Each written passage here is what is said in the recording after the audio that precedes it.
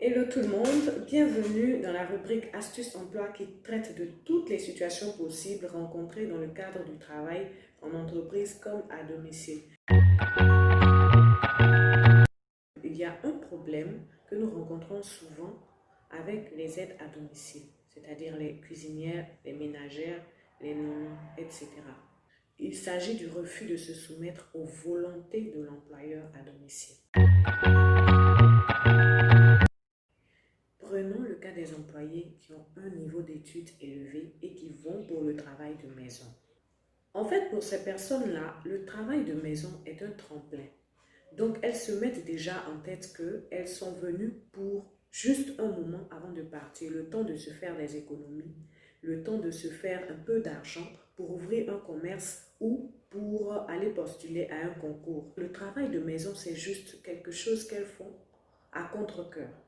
Donc, du coup, elles sont sur la défensive. Déjà, quand elles partent travailler, elles sont déjà sur la défensive. Donc, la dame de maison ne peut pas leur dire de faire telle ou telle chose. Elles ont en tête qu'elles ont échoué. Elles ont en tête qu'elles ne peuvent pas se soumettre. Elles n'acceptent pas de se soumettre. Surtout si la dame de maison a un niveau inférieur au sien. Une fille qui a un master 2 et qui part travailler chez une dame qui a le niveau terminal, elle va refuser de se soumettre pour certaines qui sont de mauvaise foi. Mais il y a d'autres qui quand même font l'effort de se soumettre aux volontés de la patronne, de la maîtresse de maison. Écoutez, le travail à domicile, ce n'est pas un travail indécent. Ce n'est pas un travail qu'on fait parce qu'on a échoué dans la vie. C'est une aide à domicile, c'est un service à domicile. On dit employé de maison, employé à domicile. Donc n'en faites pas une corvée.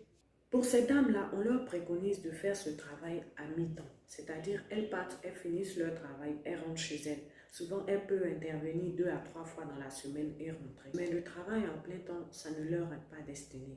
Et en plus, elles pourront avoir le temps de reviser leurs cours après l'emploi, après avoir fini de travailler. Alors, pourquoi ne pas le faire avec amour, ne pas le faire avec choix, avec volonté? Sinon, il y a d'autres emplois. Il y a le travail de livreur, il y a le travail de serveur aussi. Vous pouvez le faire. Mais dès que vous allez à domicile, dites-vous que vous êtes à la disposition de la maîtresse de maison. Vous êtes censé faire tout ce qu'elle vous demande de faire, mais aussi lui donner votre proposition, lui faire des propositions. Il y a aussi le cas de personnes qui ont de l'expérience en complexe hôtelier, mais aussi qui ont plus de 5 ans d'expérience dans le travail à domicile. Du coup, ces dames-là, quand elles partent, elles se disent qu'on n'a rien à leur dire, elles connaissent tout déjà. Déjà, quand on finit les formations chez nous, les formations de mise à niveau, pour les novices comme pour les personnes expérimentées, quand elles sortent de là, elles se disent carrément, à part le SMIC, moi je ne peux pas toucher 40, 60 000, 50 000 parce que je suis sûre de mes compétences. Ce sont des personnes qui sont déjà sûres de soi. Donc du coup, quand vous leur proposez par exemple un salaire dérisoire, elles se disent non, ça ne peut pas passer parce que j'ai confiance en ce que je sais faire.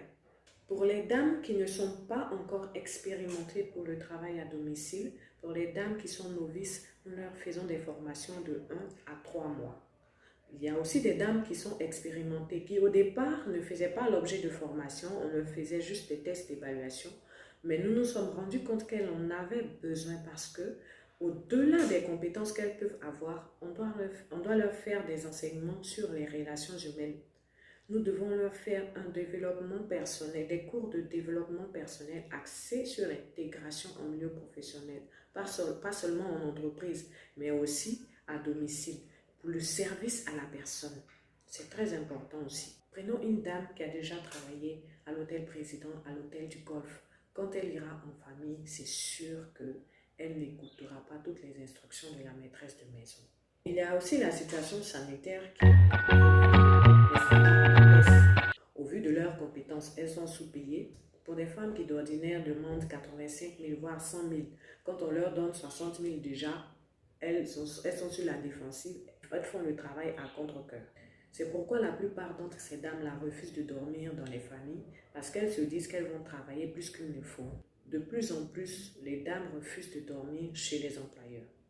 Et en plus, elles préfèrent le travail dans les restaurants. Sinon, quand elles dorment dans les familles, le salaire qu'elles demandent, c'est quand même élevé. En fait, en somme, elles sont devenues exigeantes parce qu'elles sont assez sûres d'elles. Elles se surestiment un peu trop, en fait. C'est vrai que du côté des dames, il y a des débordements, mais aussi du côté des employeurs aussi. Il y a des personnes qui ne savent pas faire preuve de bonne foi. Aux employeurs, surtout les dames, c'est vrai que vous êtes en position de force, mais ne regardez pas ces dames-là de haut. Parce que là, déjà, il y aura un problème. Si elle, elle a confiance en elle, si elle, elle a confiance en ses compétences, en ce qu'elle sait faire, si vous la regardez déjà de haut, tout de suite, elles vont dire, bon, moi, je ne travaille plus. Et il faut respecter aussi les termes du contrat.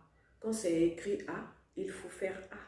Sinon, vous signalez dès le départ, c'est vrai elle doit faire A, elle doit nettoyer la maison et nettoyer la cuisine, mais en plus de cela, elle doit garder les enfants de temps à autre. Vous le signifiez dès le départ. Mais quand ce n'est pas respecté, ces dames-là, elles se disent qu'elles connaissent leurs droits. Donc, du coup, quand il y a débordement, elles arrêtent tout de suite. Autant vous leur rendez service en les rémunérant, autant elles vous rendent service. C'est pour ça qu'on les appelle aides à domicile. C'est du service à domicile. Autant il y a le travail en entreprise, autant elles font ce travail à la maison. Donc, elles sont au même titre que les employés qu'on traite dans les entreprises. Donc, il faut les respecter. Alors, si vous venez démontrer un complexe de supériorité à ces dames-là, à un moment donné, elles vont refuser carrément, elles vont partir. Aux employés de maison, certes, vous pouvez avoir 10 ans, 15 ans d'expérience, mais on ne finit pas d'apprendre. Quand vous allez dans une famille, déjà, on demande quelles sont leurs habitudes alimentaires. Ce que vous avez déjà préparé n'est pas forcément ce que vous allez préparer en famille là-bas. Il y a une période d'adaptation. Alors, vous êtes obligé de vous soumettre un petit peu. Sinon, pourquoi vous allez travailler si c'est à contre-cœur? Vous partez gagner de l'argent, ok. Mais faites ce que votre employeur vous demande. C'est lui qui vous emploie. Ce n'est pas vous qui l'employez. Donc, soumettez-vous à leurs règles. Respectez leurs règles aussi. Aux employeurs aussi. Même si la dame qui vient travailler à un niveau très bas, à un niveau CM2, CP2, vous ne pouvez pas la brimer pour ça. Vous ne pouvez pas la réduire entre griffes à l'esclavage. Lors de nos formations, nous avons entendu une personne dire qu'il y a une dame qui lui a demandé de laver ses dessous. Parce que d'après elle, c'est elle qui la paye. Tu es là pour ça, tu es là pour me servir, tu es là pour faire tout ce que je te demande. Jusqu'à laver des dessous.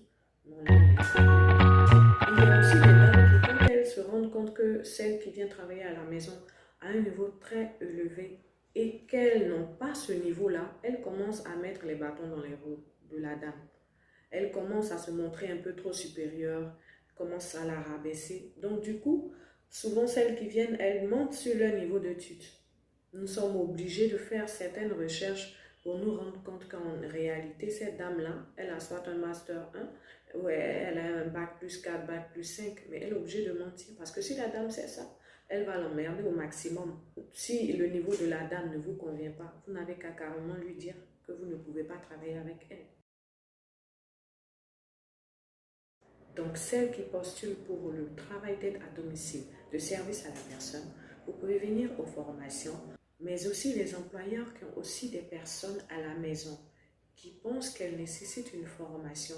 Vous pouvez les inscrire chez Maestra Expertise Féminine au plus 225 41 24 26 46. Ce numéro, c'est WhatsApp aussi. Vous pouvez les inscrire à ces numéros, vous nous appelez carrément et nous allons vous donner toutes les informations nécessaires pour qu'elles suivent ces formations et qu'elles deviennent des top employés de maison. Merci et à la prochaine pour une nouvelle vidéo Astuces emploi.